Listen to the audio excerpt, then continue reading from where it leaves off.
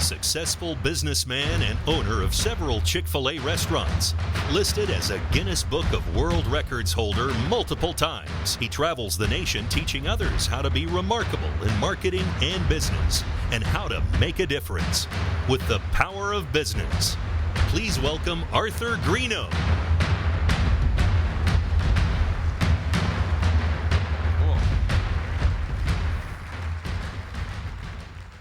Can you hear me? Awesome, cool. Thank you so much for inviting me out here for this.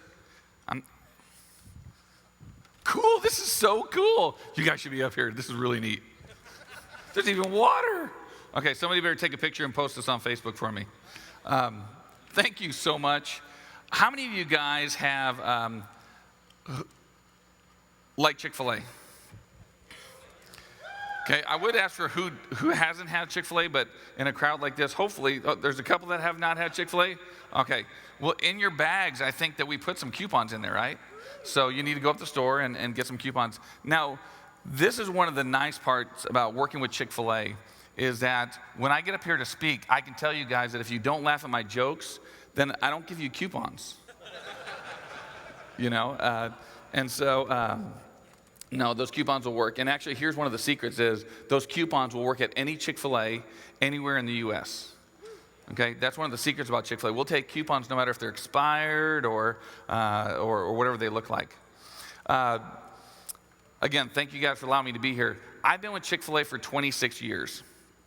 And when I first started with Chick-fil-A, I started as a team member at Woodland Hills Mall. And I wasn't intending on working for Chick-fil-A as a career. It was just a job to me. In fact, when I was working with Chick-fil-A, I did that because I wanted to be a youth pastor.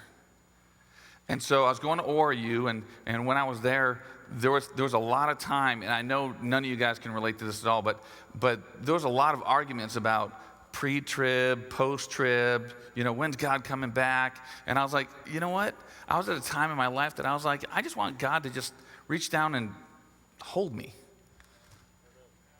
And because my life was in turmoil, and even though things looked good on the outside, on the inside it was just torn up. And I was like, I need God.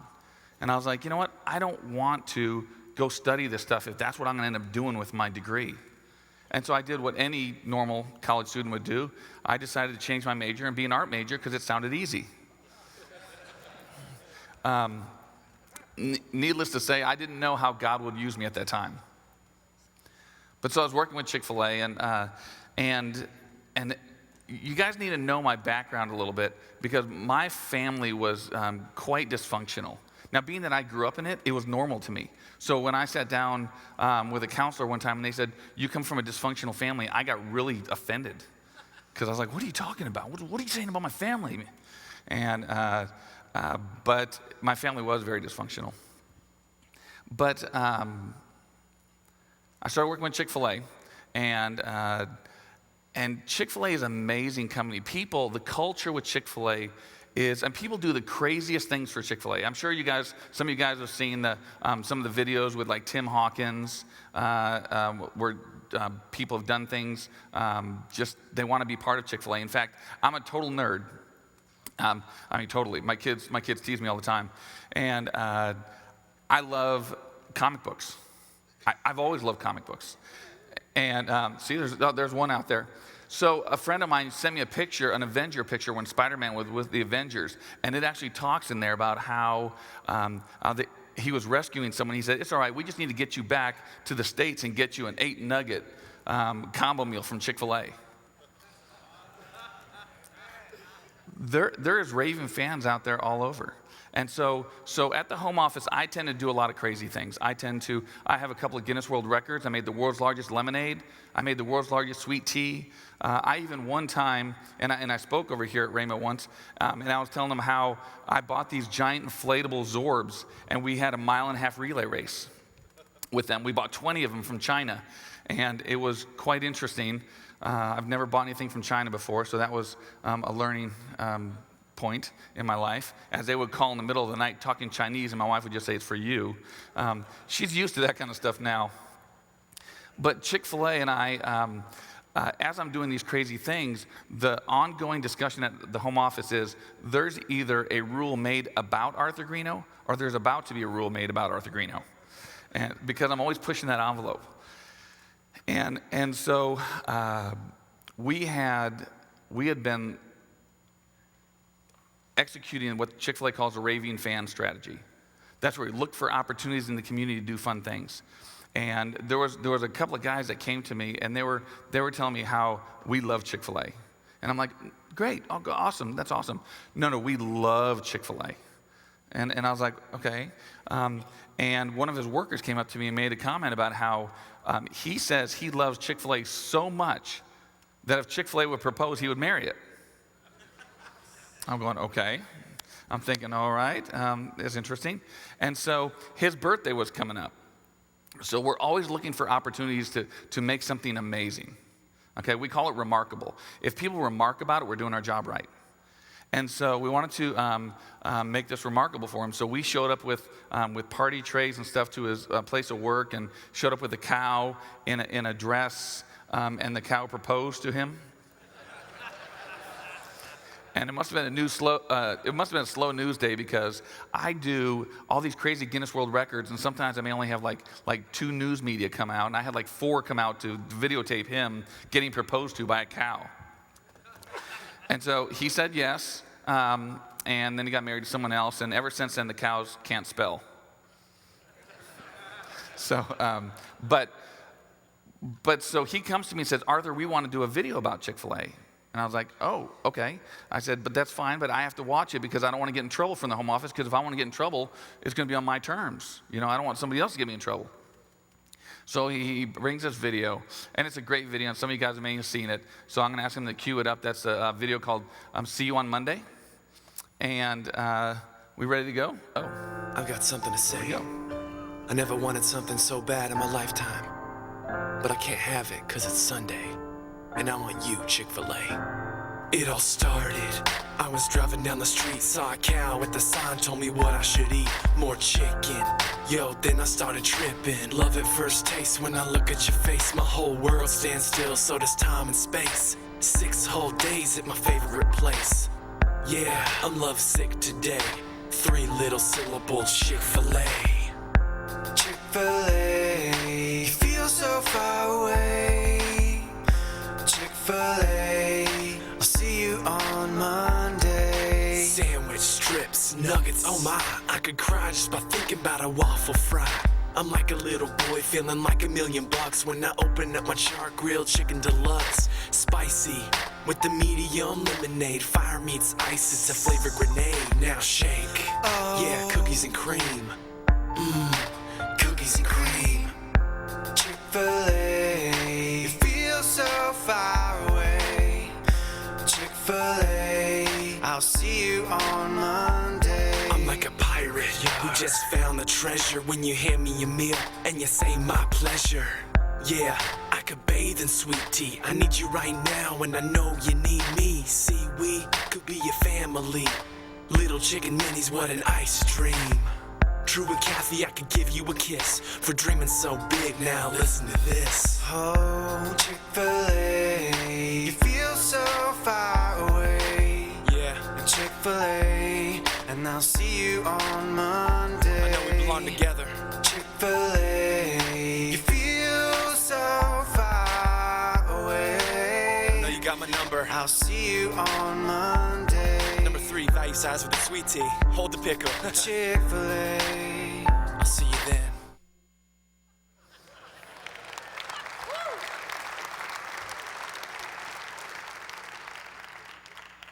If anyone's ever questioned you with your business about the value of customer service, that video cost me nothing. But the last time I looked, it had like 283,000 hits on YouTube. And it was funny because I was talking to another owner yesterday. I'm on the innovations team at the home office, and I go and there's about 20 of us, and we'll come up with ideas to solve potential problems with Chick-fil-A. Well, right now we're working on something called queuing, because if you go into a restaurant, it's so busy, we're trying to figure out a way to get customers through the lines where they're not so congested. So we worked on that all day yesterday. And him and I were talking about stuff, and he says, every Monday I have a leadership meeting, and we show that video. And I was like, the see you on Monday? He goes, oh, what an awesome video. I was like, that's my video. They did that at my store on a Sunday. And he goes, well, how are they eating those nuggets? And I said, oh, yeah, they were cold nuggets just right out of the refrigerator. These guys are dedicated, I'm telling you. That's the power of amazing customer service. When people ask me, as far as marketing goes, I do a lot of these crazy marketing things, but if you don't have customer service down, you're in trouble. And you know what's funny about that is, you guys ever heard the term second mile service? Do you know where that really came from? That came from the times of Christ. Because the way it worked is, and for some of you scholars out there, as we already know, I don't like to spend a lot of time, studying stuff that I probably, I'm going to argue about later. But it was that if the Roman soldiers would say to a Jew, I want you to carry my stuff, they would have to do it for a mile. So and it was required. They had these mile markers all over the place. And so it was required for them to carry the stuff for a mile. And Jesus said, carry it a second mile. So the second mile service that we hear all the time, goes to the second mile, go to the second mile service. That's not just for people like me at Chick-fil-A or the gas station or wherever else. As Christians, we are supposed to go the second mile. So the next time your friend is moving, can you go that second mile? Because that's what God tells us to do. And that's one of the principles that we apply at Chick-fil-A. A little bit about me is that I have 6 kids, and it's not because I necessarily love kids. It's a byproduct.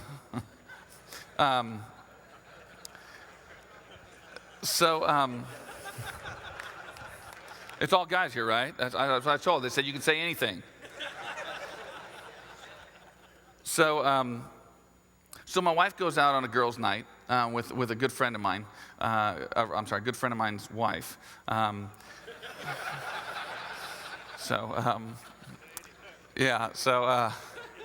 You can tell I'm not a professional speaker.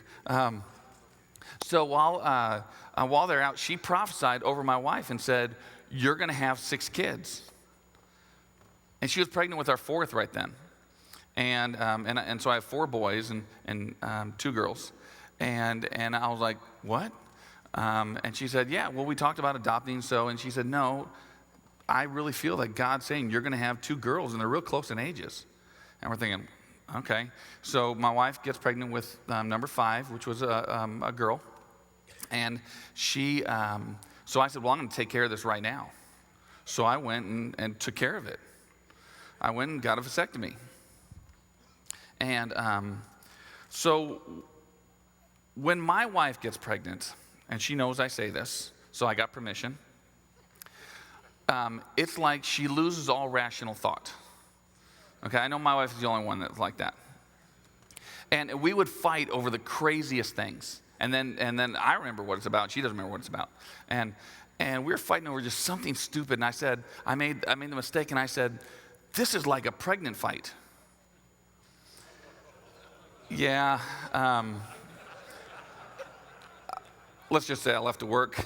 I went to go to work, but she went to Walgreens and got her test done. And sure enough, she was pregnant. And so we went to the doctor and got everything situated. And so I went in for my second vasectomy, and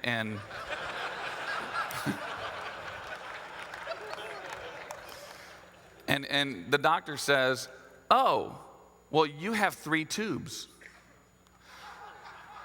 So here's a question. You know how everyone says you have to have a bucket list, which I truly believe in? You always have to have a bucket list, okay, and share it. You also have to have a list of the questions you're going to ask God when you get to heaven. And so the first question I'm going to ask God when I get there was, did I always have 3 tubes? Or did I only have 2 tubes, and when I decided to, not follow your prophecy, you said, "Okay, fine," and gave me another one.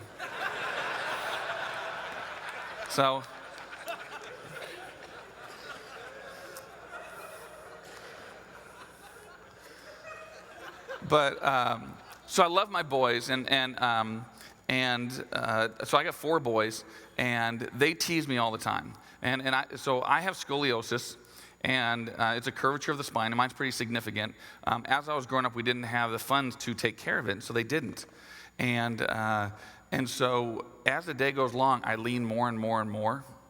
And so my boys will walk in and go, "Hey, Dad, long day?" That's what they do.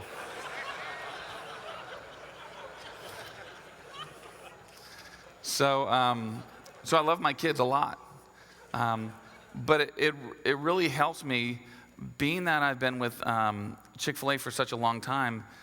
I was really hung up on, I wanted to be a youth pastor. I wanted to influence people. God's given me that ability. I have 2 Chick-fil-A restaurants. He's granted me the ability to have 2 stores. And see, I think as Christians, a lot of times, if we really look in the mirror, one of the organizations I work with is called the Journey Training. And they really help, we go through a process of helping people really look in the mirror. And we pray, God, give me the opportunity. Give me, open the door for me. Anyone ever pray that? But for some Christians, what they really should be praying is, God, will you open the door for me?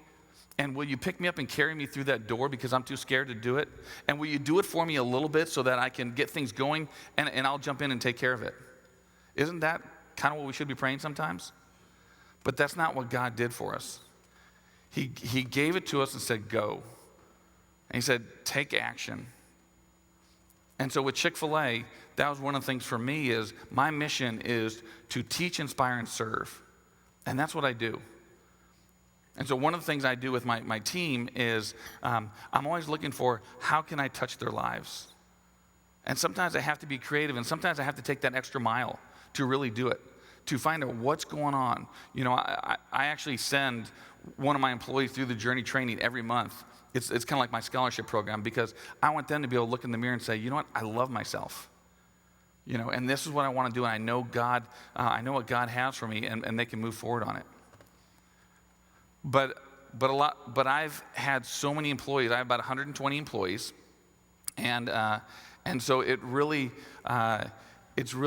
enabled me to really be able to minister to them on a level that I don't know if I was a youth pastor if I would have been able to do that. Because now I'm also speaking at schools, mentoring at schools, and they're looking at me. I mean, a lot of times in the ministry, you know, you expect certain things. But as an influencer in the business realm, they don't necessarily expect that. So one of the things I love to do is I love to find people that are very successful and ask them to meet, okay? And a lot of people have come to me and said, I can't believe you asked that guy to meet. I was like, why? And he said, well, they're so busy. And actually, they've said this to me before. And they said, they're so busy. They got so much going on. And they said, you know, that I don't want to bother them. And I said, it's not my problem if that person can't manage their time. My job is to ask. So I will ask them, hey, can I meet with you? One of the guys I wanted to meet with was Mark Greene, founder of Mardel's. And I went and met with him. He said, well, first of all, I hit him up on LinkedIn and said, hey, can we meet anywhere, anytime?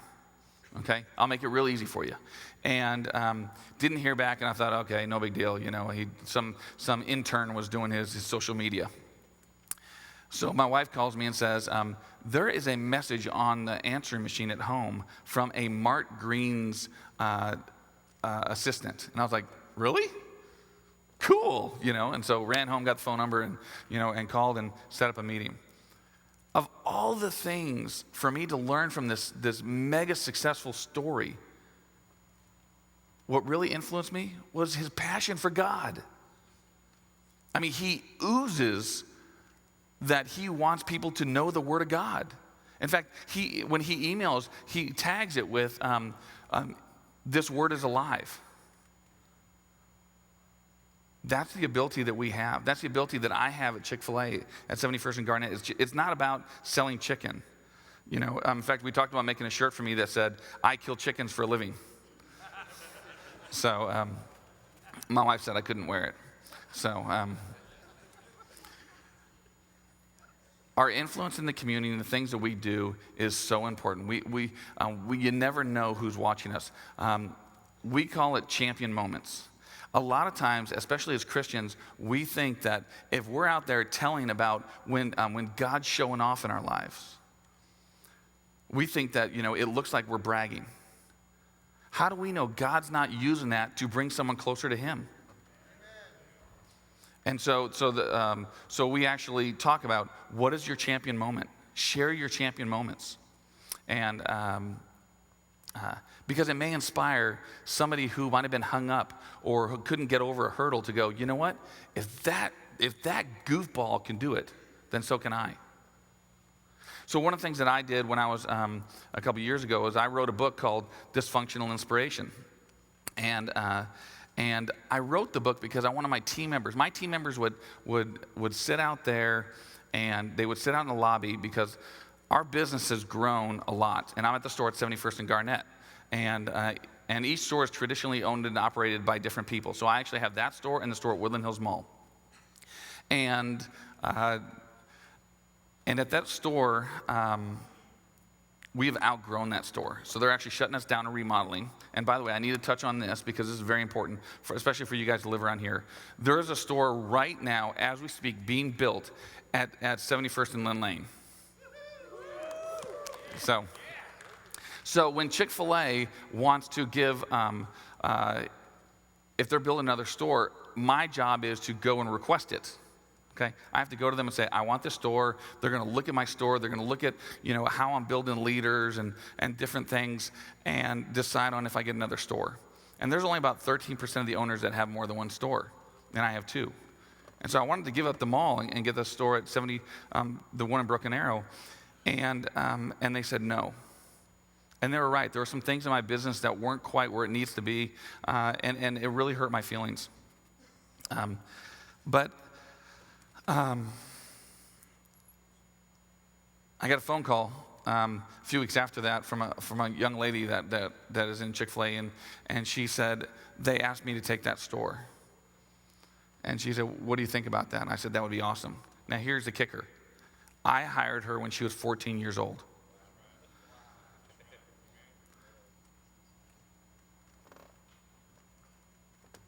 Sometimes we don't even know how many lives we touch. Because now when she goes out there and she serves the community in Broken Arrow, the way that Chick-fil-A has taught her, the way that she's a great Christian woman, a great godly wife and mom, when she's influencing those others, I know some of that came from the influence that I had on her. And frankly, at my store, we deal with 1,800 guests a day. That's a lot of influence. Wherever you are, whatever it may look like, you're going to be able to influence people. Your influence may be as simple as the 200 people that you have on Facebook. If that's the case, make it great. Inspire them. Show them different ways to do things. Show them how God has shown off in your life. You never know where it's going to go. What's funny is my speech was totally different than this, by the way.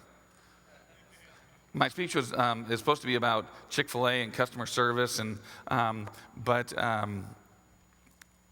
when I was back there, I was like, okay, God, what do you want me to do? When people do come work for us at Chick-fil-A, we emphasize customer service, and we teach them to say "my pleasure." It's very important, and but on the backside, if we don't follow up, if there's no accountability, then it doesn't get done. It's really that simple. How often in our lives are we not getting stuff done? And then also, do you have an accountability partner to help you get it done? Just as a clue, guys, wives do not necessarily make good accountability partners. Find a friend, get an accountability partner. When my employees first start with us, one of the things we show them a video, and I'm going to show you the video, because this is the core of Chick-fil-A customer service. It's called Every Life Has a Story. But it's for us to be able to look at our guests, not as a number and just a guest. It's about being able to reach them and meet their needs wherever it may be. Can you guys play that video?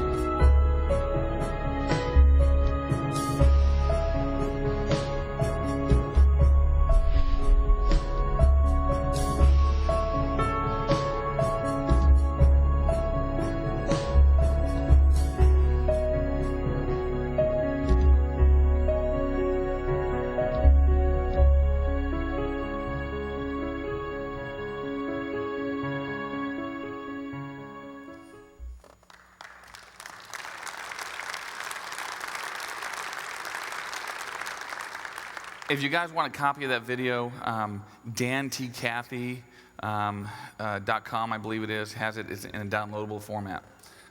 He made that video. That video is something that I show to all my team, and we talk about it. You know, we talk about if every life has a story, how can we influence that?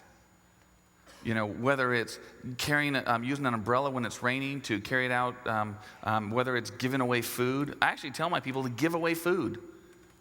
If there's a customer that comes in on a regular basis, say, you know what, it's on me today. See what their reaction is. We look for those opportunities at Chick-fil-A. We look for those opportunities. I look for those opportunities with my team. Because if I'm not showing that as a leader to my team, how do I expect them to show it to the guest? But then we go even further and say, as a Christian, are we bothering to listen? Are we bothering to listen as the person sitting next to us at church or at work or at the doctor's office or wherever it may be?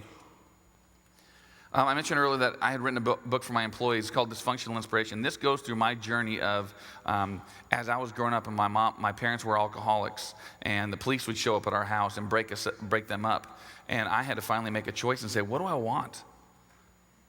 And I had to go through and really figure out how I'm going to make that happen.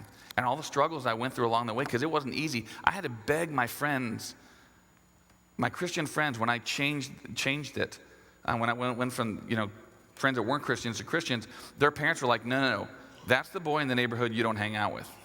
Because I would cuss and my parents would smoke and just all the different things. And I had to say, please, let me hang out with him. And so little did I know the impact that would make on my life as far as me going out and looking for mentors in my life. But then this book also goes through my story of Chick-fil-A, how when I first got involved, it's easier to get into the CIA than it is Chick-fil-A. They get 10,000 applications a year.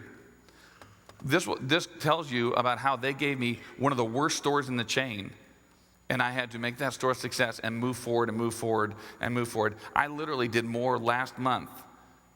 I did twice as much last month in sales than I did the entire first year as an owner. And so I have this book, and I have the book of True Kathy. If you ever want to know about True Kathy, great mentor in my life. I have these out at our book table. And then if you purchase the book, we'll also give you a little cow that says, serve first, then serve them chicken, as a reminder. Okay? And then, of course, people always want chicken, so we'll give you a free Chick-fil-A sandwich as well. But thanks for not booing me and throwing things at me. It's been a real honor to speak to you guys.